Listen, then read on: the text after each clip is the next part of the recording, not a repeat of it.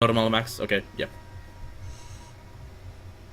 So since the dwarves have +1, I guess I can take 19 con, yeah. Makes sense. Click next. Oh. Culture gives you even bonuses.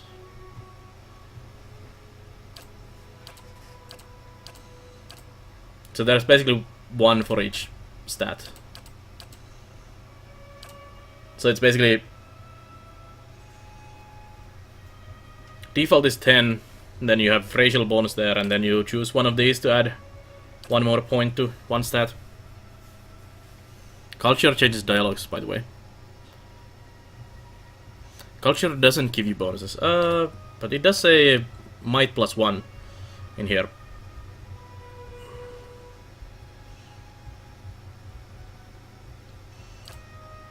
So it does give +1 on the stat.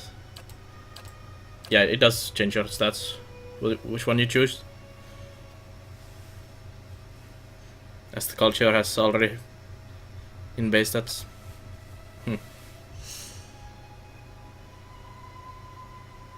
Perception, deflection, interrupt, reflect.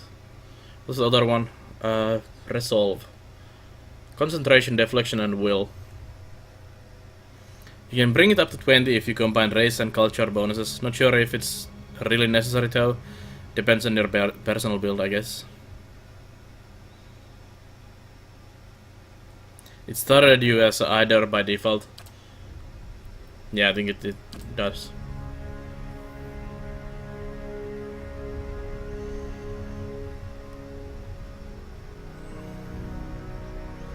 Colloque your damn culture.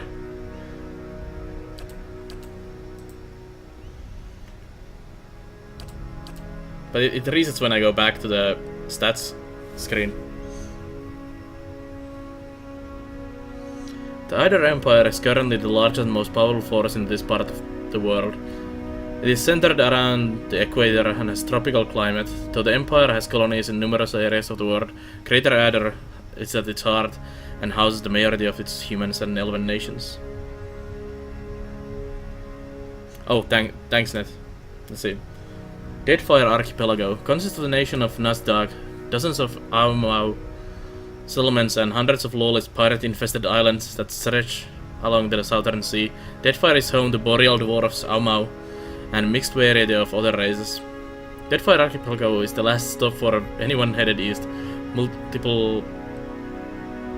Multitude of monstrous sea creatures infest the ocean beyond, making travel virtually impossible. Ixamiddle Plains, located in the northeast of Air Clonfath. The Ixamiddle Plains are a large expanse of fertile savanna that are extensively farmed by human and Orlan residents. The Ixamiddle culture is one of the oldest in the world, though one of the least imperialistic, having spread out a little over past several thousand years. Yeah, it's a good idea. Once the crown jewel of the southern seas, Old Valia is now crumbled remnants of an empire of warring merchant nations. Counting many humans and dwarves among their rank, the Old Valian countries are still forced to be reckoned with and are proud of their rich cultural heritage. Rauatai. Dominated by the Aumau nation of Rauatai, the Gulf itself is the host to a number of nations, most of them Aumau, Orlan, and Dwarven. So these countries are relatively young. They are some of the most advanced colonial settlements in the east. The Gulf is a land of riches and resources for those who take them, though the entire coast is often pummeled by violent storms. The Living Lands is a mountainous region of large northern island renowned for its diversity of plant and animal life. Its weather is unpredictable and its ecosystem vary drastically from valley to valley. The Living Lands are home to an assortment of races in variety of colonial independent settlements. The White That Winds. A large cracked southern expanse of polar ice. The White That Winds is a home to pale elves and small colonies of daring explorers, outcasts, and adventurers. While virtually no plant life grows in the White, it is home to many hardy species of dangerous animals that forage from the sea or prey upon each other to survive. It's a better greater than Baldur's Gate at least. Yeah, definitely. Some cultures have unique background options. For example, in the Ixmiddle Plains, you can be a philosopher. You can set every option and then just go back and click options. That is very nice, Net. Oh, that is very dumb, Netcust. I agree highly on that. Also, being able to choose your stats and just click these instead of having to roll a billion times to get those optimal stats is so much better. Just rolling your stats is like the dumbest thing ever. Because people will spend an hour just pressing the roll button hoping for that perfect build. And they will do it. I've done it several times. So, as a Cypher, what would be good stats? Like, I know these are highly recommended and these are recommended for Cyphers. But what would you recommend for a Cypher? I mean, intellect sounds very, very important. You might want to press next till you get to the appearance, so we can go back to here now. Okay, yeah, that is actually quite nice now. So we can change these and it keeps them. That's good. No, it didn't. Oh, I need to click next as well. The pregame that takes longer than tutorial level, every character. Yeah, pretty much, Flamerazer. Int might dex if you want DPS, crowd control build, I guess. Int is great as that gives you more AoE and duration from spells like Blind. So you say... What was the old Valia?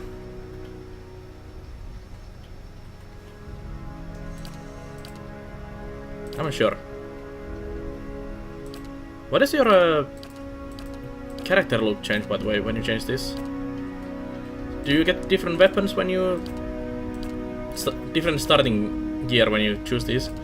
Living Lands start with the bow.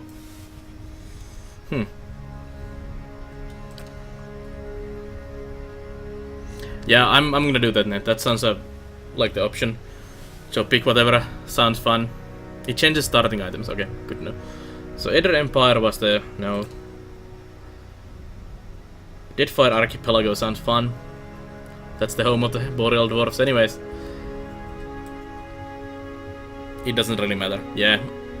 You're gonna be replacing these garbage starting items very quickly anyways. Monster of Sea Creatures. Time for Monster Hunter. Gives dex though. I guess I want at least the stats that is decent for me. Yeah, Ashtamner.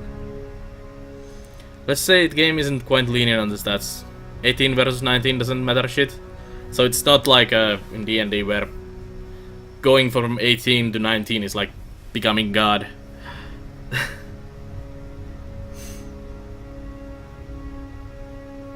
Yeah, that is a good idea, Ashtamner as well.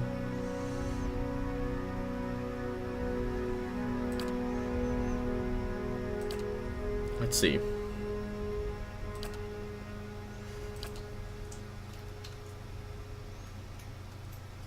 Yeah, it is massive jump in D&D. At least in the versions I played, it's just massive stat effect. Living Lands.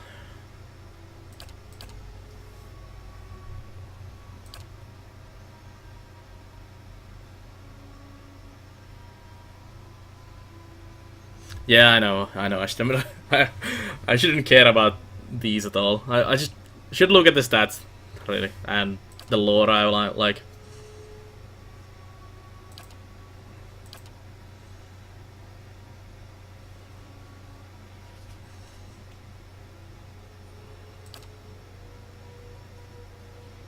Let's go Living Lands. I like that. Oh. So there's background options in here. Colonist. You were part of a group that founded a fledgling colony in the distant land. +2 survival. Drifter. You never quite fit no matter where you go. Each new town is just a place to rest briefly or before moving on to the next. You are more comfortable on the road, traveling the world. Stealth and survival. Explorer. You find the siren call of the horizon irresistible. You cannot help but wonder what lies beyond the next hill or wave, and you've built your life around finding out. Lore and survival. Hunter. You live for the thrill of the chase. Whether for the glory or for sustenance, you've made your living taking lives of wild creatures. Stealth and survival. If you want to be a card character, you need to max dex in might, pretty much. Good to know. Hey CG Core, finally someone streaming. I've been streaming this over an hour now already, CG Core, and we still haven't gone through character creation. There's still stuff to choose. It's like my wife is playing a game. She spends many hours always customizing the character in the beginning, and then it doesn't matter at all after 15 minutes of gameplay. Your life has been spent in study of your craft. You have trained and prepared, hoping to hone your skills and ply your trade, athletics and mechanics. Mercenary. Blade and battle is your way of life. You solve your problems by pulling out your weapon and applying force. Nice. Athletics and lore. Merchant. You've traded goods from all parts over the world, pairing items with buyers of all kinds. Lore and mechanics. Both of these are the same options, basically. Scientist. The rules that govern the world are a set of alchemical formula to you, waiting to be discovered and manipulated. Lore and mechanics. The other choice is going for int, resolve, perception, which gives you way more dialogue choices and will make you quite tanky. I like that option net. Mechanics and stealth are the best option. Sadly, there's no skill that gives both.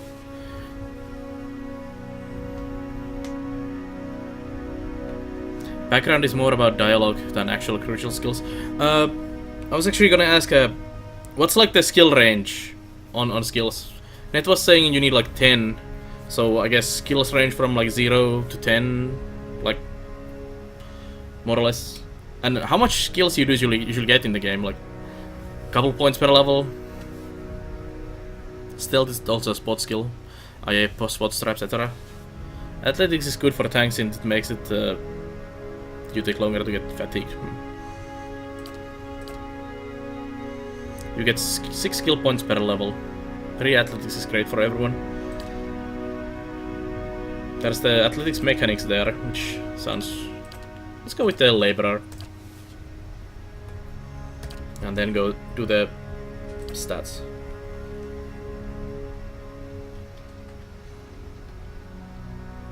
Each point you put in the skill increases the cost by 1. Good to know. There is so much mechanics and stuff in these games, always takes a while to learn all the stuff. You start with 1, I think, but well, you make your own character, Pit Vipers.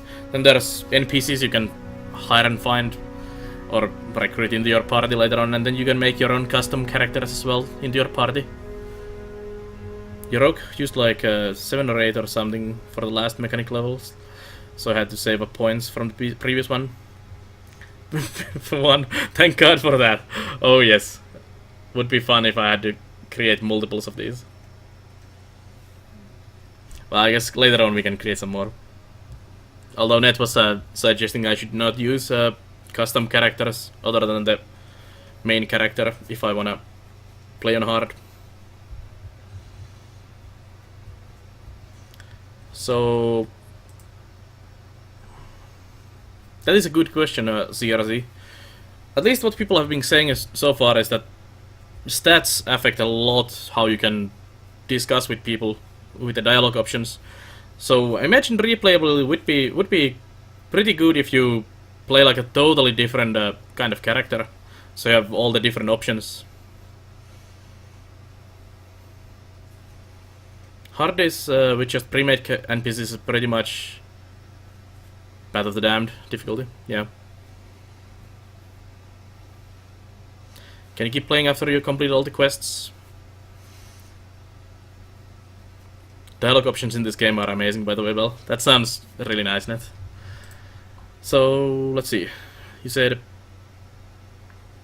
going from 10 to 15 is quite huge, but 15 to 16 is much at all.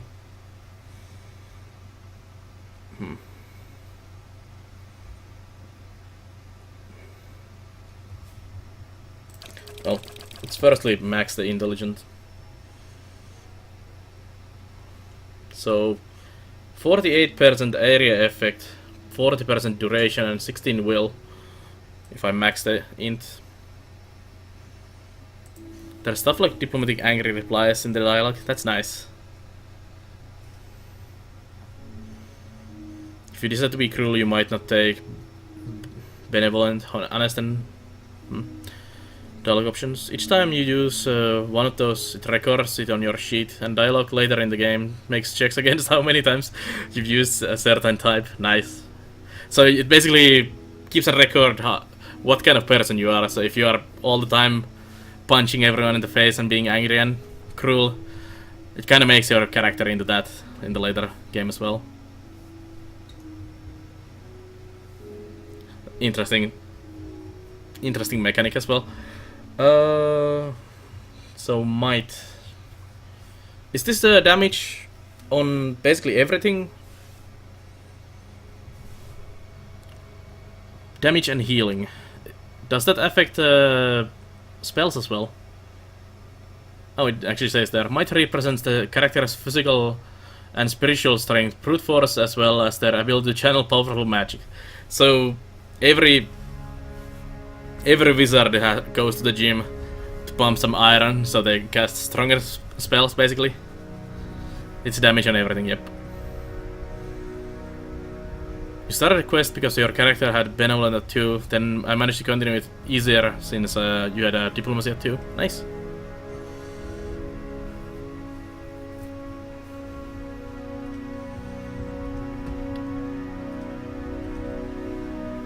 Action speed is kinda bad on dwarves. Should put a couple points on dex. At least get it to 10. So we don't get the minuses. Let's throw a couple points in the might. What was the stats you were saying? Intelligent, might, and what was the third one? Perception, resolve.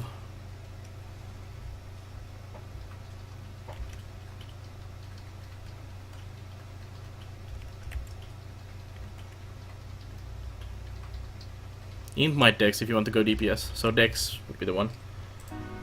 Good thing we are dwarf. Dex for speed between actions, so you can spam abilities basically.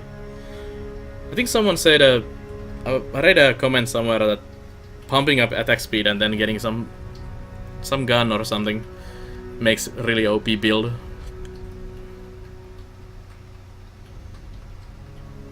Going ranged and lower constitution below 10 and keep dex at 14 or something.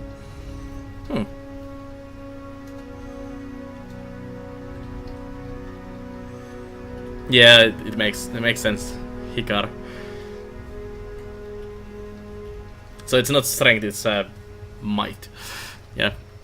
If you are going to be ranged, might as well sacrifice some health fatigue. Perception, resolve, defensive stats, and lots of dialogue options.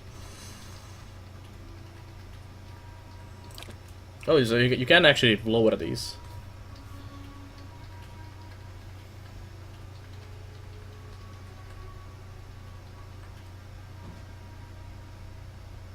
Intelligence is something you'll need on Cypher, otherwise it's a very good stat to lower the minimum, so you can be a idiot that just smacks face. You can just make a build without any AoE or duration spells. Yeah, that is a good point, Net.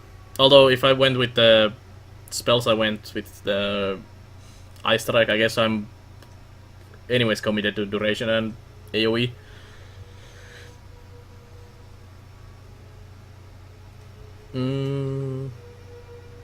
You'd say more? Yeah, I kind of think the same. Let's go 13 on that, 15 on this.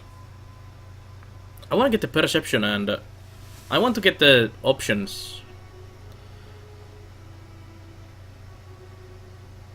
You need might to get soul power though. Faster hitting is better than harder hitting. Not on Cypher, since you will charge your soul faster and get more spells.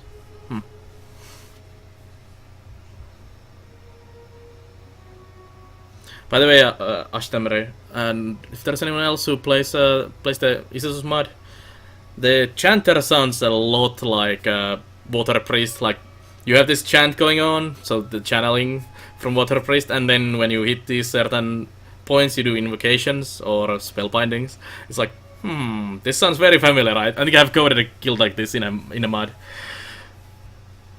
More as a CC than damage. Yeah, I know Ned. Chanter is a bard, but so is Water Priest in the mod, because it started as a bard guild basically, and then formed into the other guild. So both of them have basically roots in bard class, but it's very familiar how the description works for both of them.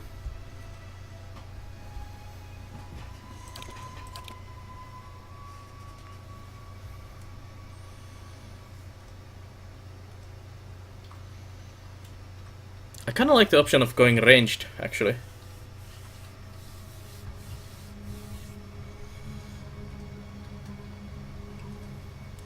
TR is basically works like damage minus damage reduction, damage dealt. Damn demote. Have a nice lunch, Jero.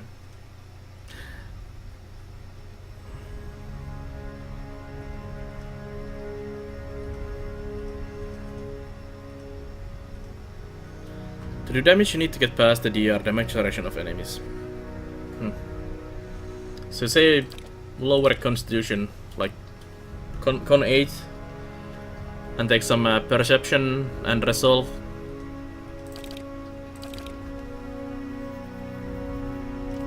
If you had more might, so you deal 70 damage than you do. Yeah, that makes sense. Net. How about something like that? A bit of perception, bit of resolve, high int, and might and dex, a bit higher as well. Is there actually like an equipment that gives you stats that increase this? Like there is usually like a giant strength stuff and stuff like that in D&D. I would imagine this game also has those kind of items.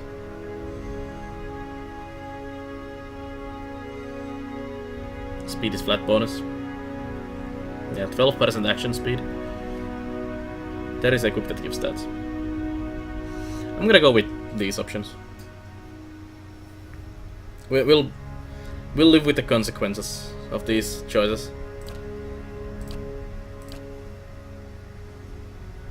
A lot more than in, for example, Baldur's Gate 1. That is good to know.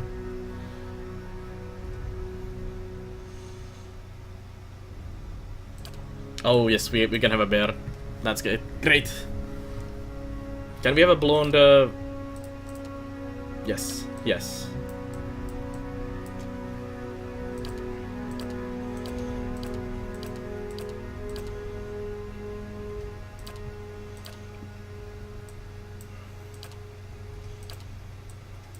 This may take another hour. I like the... was it 10? No. It was... let's go with the 9. Different heads.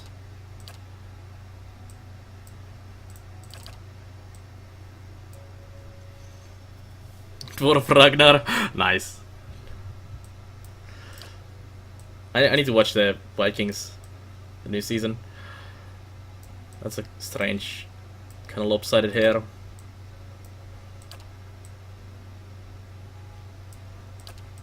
Some kind of anime hair. There you go. CRC. Dwarf Ragnar. We should name this. We should go with this hair and name this guy Ragnar. To be honest.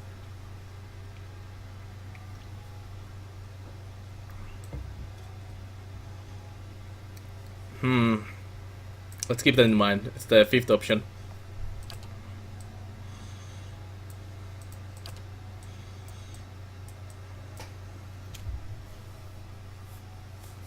Turn the dice, Odin.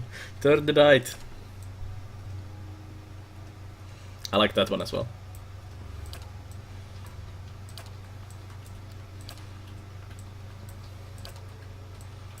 It's not like this. This is like the always winning games. You spend an hour choosing your facial characteristics and hair and everything, and then you put on a helmet and you never see the actual graphics for the hair or anything. Tai sitten on semmoinen hahmo, mitä ei koskaan nähdä ylipäätään niinku Falloutissa. Yeah, and my wife is saying like you play Fallout or Skyrim, you spend 2 hours making your face and everything, and then you actually never see the face because you're playing in the first person. It's like, good job. And in all of those games, Fallout and Skyrim as well, you put on a helmet, and that's it. Holy hell!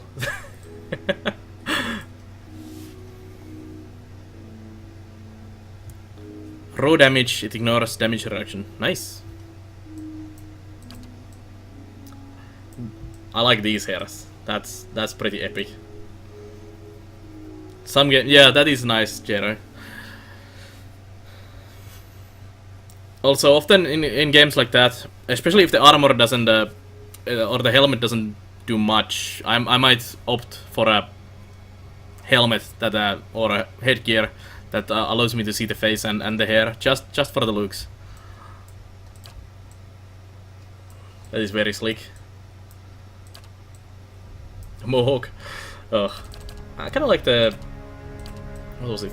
One of these longer hairs.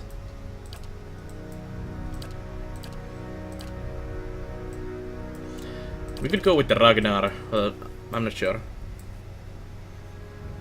Have a nice ice cream. Bring some for me as well. I'm gonna go with that blonde, long-haired dwarf. It's a bit too flat on the sides. A bit too anime.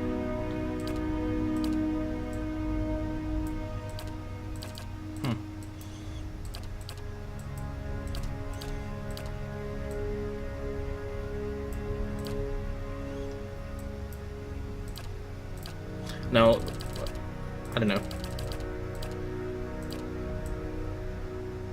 Let's go with that.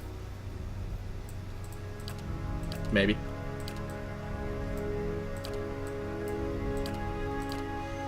I do like the Bro Dwarf. Cypher Dwarf? Bad idea. Ah, it's fine. Pepe.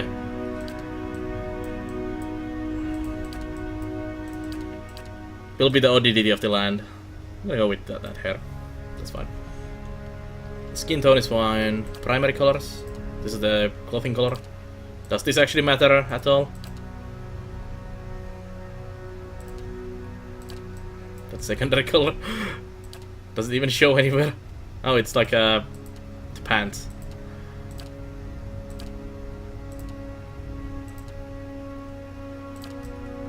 There we go. Super Saiyan Dwarf looks funky. Yeah. I still kinda like the Ragnar hair. Primary and secondary color can be changed in the game. Okay, that's good to know. It's usually an option.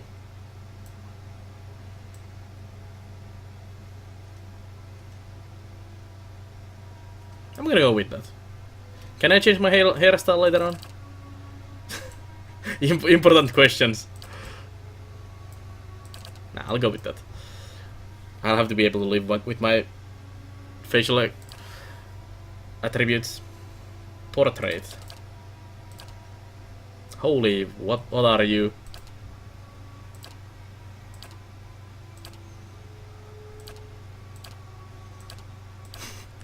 We should go with the elf portrait for dwarf.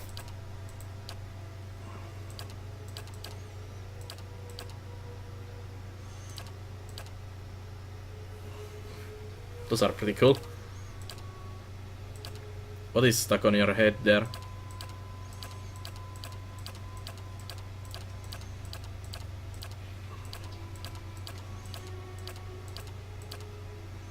That's a Navi.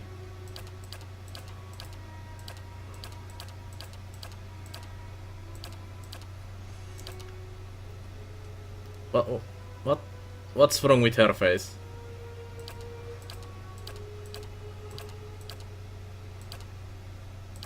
That's pretty nice looking.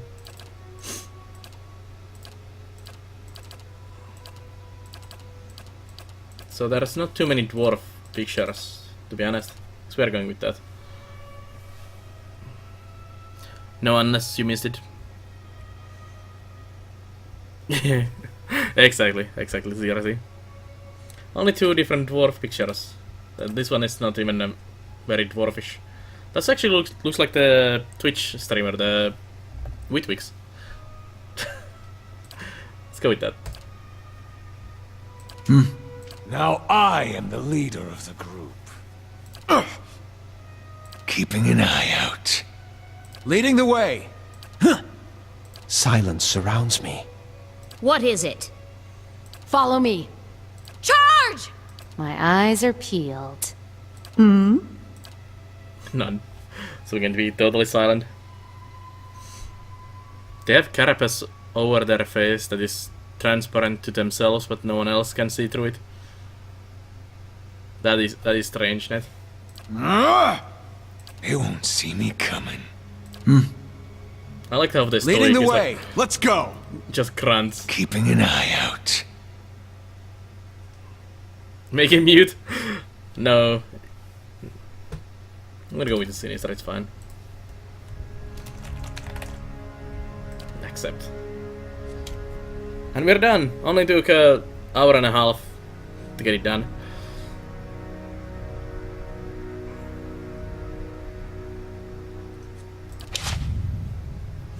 There we go.